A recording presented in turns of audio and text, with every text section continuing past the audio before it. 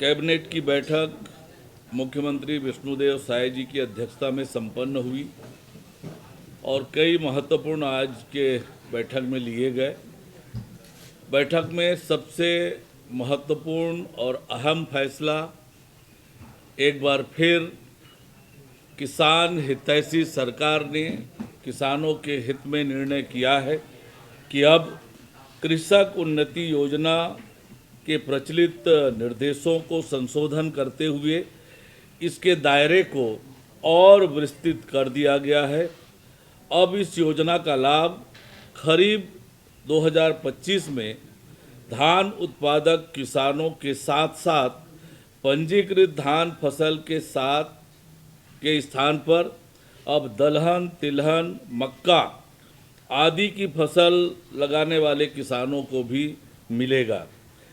खरीफ 2024 में पंजीकृत कृषक जिन्होंने धान की फसल लगाई थी और समर्थन मूल्य पर धान बेचा था, उनके द्वारा खरीफ 2025 में धान फसल के स्थान पर दलहन, तिलहन, मक्का आदि फसल की खेती की जाती है, तो उन्हें भी अब कृषक उन्नति योजना के तहत आदान राशि प्रदान की जाएगी।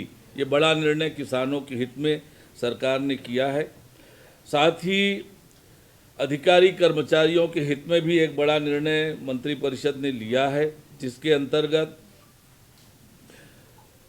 भविष्य में सेवानिवृत्ति के समय पेंशन भुगतान संबंधी दायित्वों के बेहतर वित्तीय प्रबंधन हेतु छत्तीसगढ़ पेंशन फंड के गठन तथा इसके प्रबंधन और विनियमन संबंधी विधेयक 2025 के प्रारूप का अनुमोदन किया गया। मंत्रिपरिषद द्वारा राज्य के दीर्घकालिक आर्थिक विकास और राजकोषीय स्थिरता सुनिश्चित करने के लिए Chhattisgarh growth and stability fund के गठन तथा इसके प्रबंधन और विनियमन संबंधी विधेयक 2025 के प्रारूप का अनुमोदन किया गया। इससे राज्य के राजस्व में असामान्य वृद्धि या कमी का समुचित प्रबंधन एवं आर्थिक मंदी के समय वित्तीय सुरक्षा प्राप्त होगी। मंत्रिपरिषद द्वारा राज्य के लॉजिस्टिक्स सेक्टर के समग्र विकास के लिए छत्तीसगढ़ राज्य लॉजिस्टिक पॉलिसी 2025 के प्रारूप का अनुमोदन किया गया। इस पॉलिसी से छत्तीसगढ़ राज्य लॉजिस्टिक हब के रूप में विकसित होगा तथा निर्यात अधोसंरचना को मजबूती मिलेगी।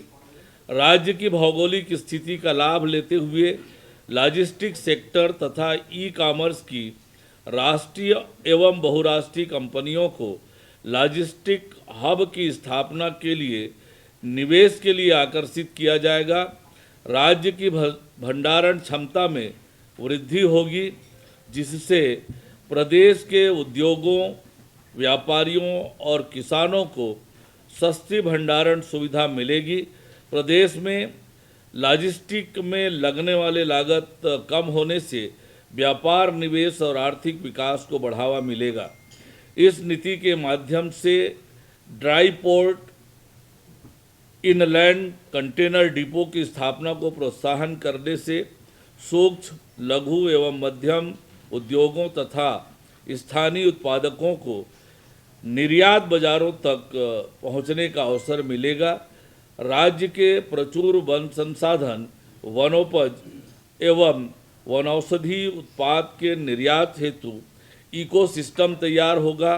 यह पॉलिसी राज्य के युवाओं के लिए रोजगार के नए अवसर भी सृजित करेगी, साथ ही को लॉजिस्टिक्स एवं निर्यात क्षेत्र में एक अग्रणी भूमिका में स्थापित करेगी। मंत्रिपरिषद द्वारा एक और महत्वपूर्ण निर्णय लेते हुए कुछ कानूनों के प्रावधानों का गैर अपराधीकरण करने के लिए छत्तीसगढ़ जन विश्वास प्रावधानों का संशोधन विधेयक 2025 के प्रारूप का अनुमोदन किया गया। जन विश्वास विधेयक से व्यवसाय व जीवन यापन में सहजता बढ़ेगी, अनावश्यक न्यायालयीन प्रकरणों और उससे होने वाले व्यय में कमी आएगी।